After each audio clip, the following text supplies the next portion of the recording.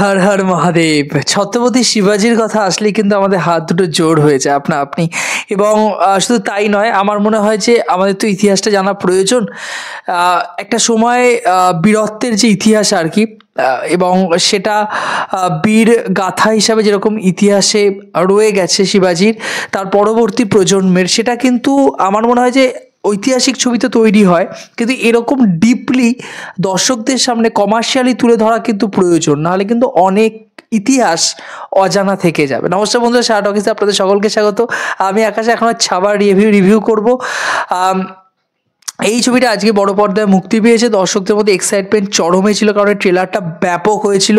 Vicky কৌশলকে সম্ভাজির character just দুর্দান্ত লাগছিল, এবং অন্যান্য চরিত্রে যারা ছিলেন আর কি, বিশেষ করে অক্ষয় খান্না ঔরঙ্গজেবের চরিত্রে আমার মনে হয় মাইন্ড ব্লোয়িং। আশুতোষ রানা রয়েছেন এখানে, ডায়ানা পেন্টি রয়েছেন, রশ্মিকা মান্দানা রয়েছেন, আরও অনেক বড় বড় স্টার কাস্ট কিন্তু রাখা হয়েছে। এবারে ব্যাপারটা হলো এর প্রোডাকশন ভ্যালু। আমরা বলি না যে ডিরেক্টরের নাম দেখে সিনেমা দেখতে যাই, অভিনেতার নাম দেখে সিনেমা দেখতে যাই। এখন এমন একটা ব্যাপার হচ্ছে, বাংলায় উইন্ডোজ প্রোডাকশন হাউস মানেই ভালো কিছু পাবো, অন্যরকম কিছু পাবো, ইউনিক কিছু পাবো। এবং হিন্দিতে এটা দখল করেছিল ম্যাডক ফিল্মস। ম্যাডক ফিল্মস যে কটা প্রজেক্ট করেছে এর আগে, মানে ভাবুন, অক্ষয় কুমারকে নিয়ে প্রজেক্ট করছে, অক্ষয় কুমারের flop flop flop flop flop. Sky ফোর্সের মতো একটা ছবি কিন্তু মোটামুটি ভালো একটা ব্যবসা করে দিয়ে যাচ্ছে, এবং বাস্তবেই ভালো ছবি স্কাই ফোর্স। তো ম্যাডক ফিল্মস পয়সা খরচ করতে কিন্তু কার্পণ্য করেন না, এবং ম্যাডক ফিল্মসের রিসার্চ, ম্যাডক ফিল্মসের কাজ অনেক বেশি প্রিমিয়াম হয়, অনেক বেশি প্রিমিয়াম হয়। এই ছবিটা কিন্তু তার উদাহরণ। কারণ ছাবা কিন্তু ভালো একটা প্রচেষ্টা হয়েছে এবং ভালো একটা ছবি হয়েছে। নেগেটিভ পয়েন্ট অবভিয়াসলি রয়েছে, সেটা নিয়ে আলোচনা করব। তবে দর্শকদের বলবো, আপনারা বড় পর্দায় গিয়ে ছবি দেখুন। এই প্রজেক্টগুলো যদি চলে, তাহলে আমার মনে হয় যে আপকামিং এরকম ধরনের কাজ কিন্তু আমরা বলিউডে আবার দেখতে পারবো। এই ছবিটা সাওয়ান্ত, শিবাজি সাওয়ান্তের, আমি যদি ভুল না করি, তার ছাবার ওপর, বুকটার ওপর কেন্দ্র করে তৈরি করা হয়েছে। সেখানে মারাঠা সাম্রাজ্যের দ্বিতীয় ছত্রপতি ছিলেন কিন্তু ছত্রপতি সম্ভাজি। তো তার চরিত্রের ওপর বেস করে তার যুদ্ধ, তার জীবন আর কি, তার লড়াই, সমস্ত কিছু কিন্তু এখানে তুলে ধরে। ব্যক্তি জীবনও কিন্তু কিছুটা রাখা হয়েছে। এবারে ছবিটার মধ্যে পজিটিভ পয়েন্ট দেখুন। অবভিয়াসলি আপনারা ট্রেলার দেখে বুঝতে পেরেছিলেন, এটা কিন্তু ঐতিহাসিক যে ভ্যালু রয়েছে, হিস্টোরিক্যাল যে ভ্যালুটা রয়েছে আর কি। দর্শক এটা দেখার পর ইতিহাস নিয়ে বিশাল কিছু জেনে যাবেন তা নয়। অবভিয়াসলি দর্শক যদি হলে দেখেন, এন্টারটেন অনেক বেশি পরিমাণে হবে। এটা দর্শকদের এন্টারটেন করার জন্য তৈরি করা হয়েছে। ফলত এর মধ্যে মেলোড্রামাটিক বেশ কিছু পোর্শন রয়েছে, ইমোশনাল বেশ কিছু পোর্শন রয়েছে, এবং সব থেকে বেশি এখানে অ্যাকশন সিকোয়েন্স বা যুদ্ধের যে বর্ণনা আর কি, সেগুলোকে অতিরিক্ত মাত্রায় রাখা হয়েছে। তার ব্যক্তি জীবন, তার ব্যক্তি জীবনের প্রভাব অন্যান্যদের, তার বাবার প্রভাব, তার সাম্রাজ্যের বড় হয়ে ওঠা, পরবর্তীকালে কি হয় গোটা সাম্রাজ্যের, এই সমস্ত কিছুর থেকে মূল ফোকাস কিন্তু করা হয়েছে এখানে তার যে চরিত্রটার যে লড়াই সংগ্রাম, এবং সেই মুমেন্টে, সেই সময়কালের মধ্যে মোগল সাম্রাজ্যের বিরুদ্ধে তাদের কি যুদ্ধ ছিল, তাদের বিরুদ্ধে কি তাদের রাজনীতি ছিল, সেটাকেই কিন্তু তুলে ধরা হয়েছে। আমি পজিটিভ পয়েন্টে যদি বলি, প্রথম পজিটিভ পয়েন্ট, এখানে এক্সিকিউশন খুব সুন্দর। যেটুকু পোর্শন আমরা দেখতে পেয়েছি, 2.5 ঘন্টা 2 ঘন্টা 40 মিনিট ছবিটির লেন্থ, তো সেটুকু পোর্শনে এক্সিকিউশন খুব সুন্দর হয়েছে।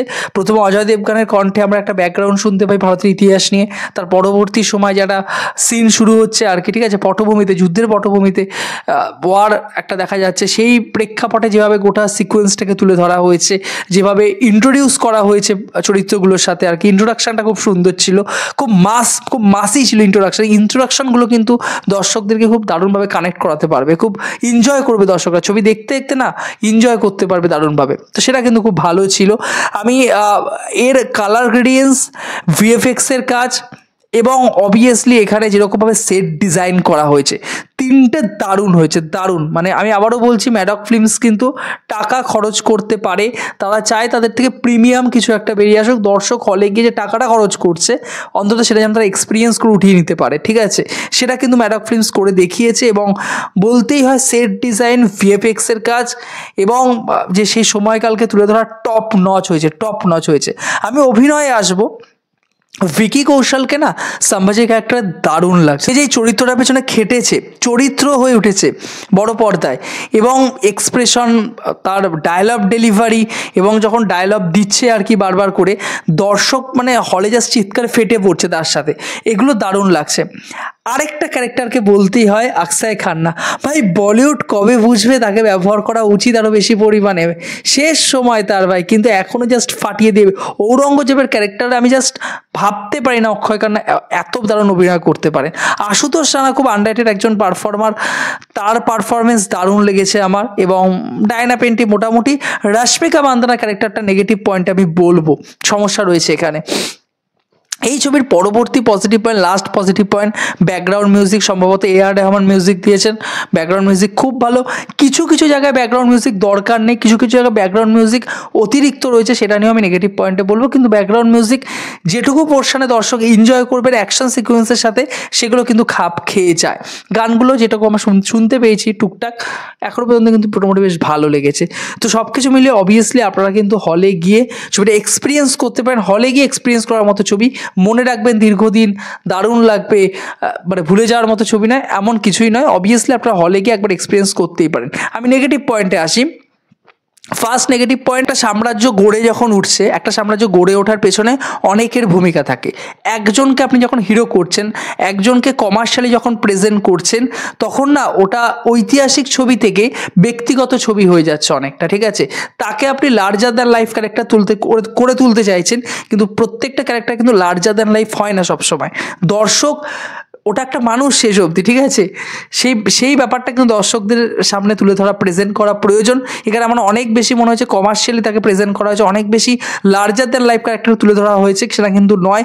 ঐতিহাসিক ভিত্তি রয়েছে, এবং তার চরিত্রের সাথে ওতপ্রোতভাবে যারা জড়িয়ে রয়েছে, তার বাবার কিছু সিন এসছে, তার অগোচরে, তার স্বপ্নের দৃশ্যপটে তাকে পথ দেখিয়ে নিয়ে যাচ্ছে, তো সেই সিনগুলো তুলনামূলক ভালো। কিন্তু আমার মনে হয় আরও ডিপলি ব্যাপারগুলোকে তুলে ধরা প্রয়োজন ছিল, এবং অনেক বেশি সিনেমাটা না ওই লার্জার দ্যান লাইফ, ওই এন্টারটেন মাস মুভমেন্টের উপর ফোকাস করতে গেছে। ফলত কিছু পারস্পরিক যে সম্পর্ক, দেখুন তার বাবা বা এই মারাঠা সাম্রাজ্য বা বড় সাম্রাজ্যগুলো যখন পেছনে ফেলে আসে, তারা বা যখন হেরে যায়, ব্যক্তিগতভাবে তাদের পারিবারিক দিক থেকে তাদের মধ্যেই অনেক বিভেদ থাকে, তাদের মধ্যেই অনেক কি বলে, তার পেছনে ছুরি মারে।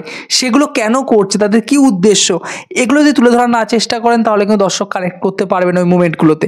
কেন তার পেছনে ছুরি মারছে, কেন তাকে ধরিয়ে দেওয়ার চেষ্টা করছে, কেন তার বিরুদ্ধে যাচ্ছে বারবার করে, এগুলো কিন্তু তুলে ধরা প্রয়োজন।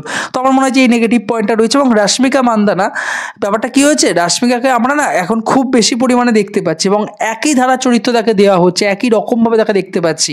তো রশ্মিকার তার যে ওয়াইফের ক্যারেক্টার, আমার মনে হয় না রোম্যান্টিক দৃশ্যপটে কোনোভাবে তুলে ধরা হয়েছে বা ফুটে উঠেছে, আমার কাছে কোনোভাবেই কানেক্ট করতে পারেনি। তাদের রোম্যান্টিক দৃশ্যপট আমার কাছে কোনোভাবেই জমেনি, এবং রোম্যান্টিক পোর্শনটা না রাখলেও কোনো সমস্যা হতো না। অবশ্যই যারা আপনারা হলে গিয়ে ছবিটা এক্সপিরিয়েন্স করতে চান, অবশ্যই দেখুন। এন্টারটেইনিং ছবি, মাস মুভমেন্ট প্রচুর পরিমাণে রয়েছে, এবং দর্শকরা যাতে হলে গিয়ে এন্টারটেইন হতে পারে, হলে গিয়ে যাতে গোটা বিষয়টার সাথে কানেক্ট করতে পারে, এবং সেই মুভমেন্টে দর্শকদের এক্সাইটেড হওয়ার মতো প্রচুর মুভমেন্ট রয়েছে, এবং দর্শক জানতে পারবে ইতিহাসের একটা অজানা অধ্যায়। যারা জানে না, তাদের কাছে নতুন যে চোখে চোখ রেখে কীভাবে সিংহের সাথে লড়াই করা যায়, সেটা কিন্তু শিবাজি বা মারাঠা সাম্রাজ্যের ইতিহাসের ক্ষেত্রে খুব গুরুত্বপূর্ণ একটা অধ্যায়, যেটা অনেক ভারতীয় দর্শকদের কিন্তু জানা উচিত। আপনাদের কি মতামত ছাওয়া নিয়ে অবশ্যই কমেন্ট বক্সে জানাতে ভুলবেন না। ভিডিওটি ভালো করে ইনফরমেটিভ ভিডিও পেতে চ্যানেলটিকে সাবস্ক্রাইব করে পাশে থাকবেন বন্ধুরা। জয় হিন্দ।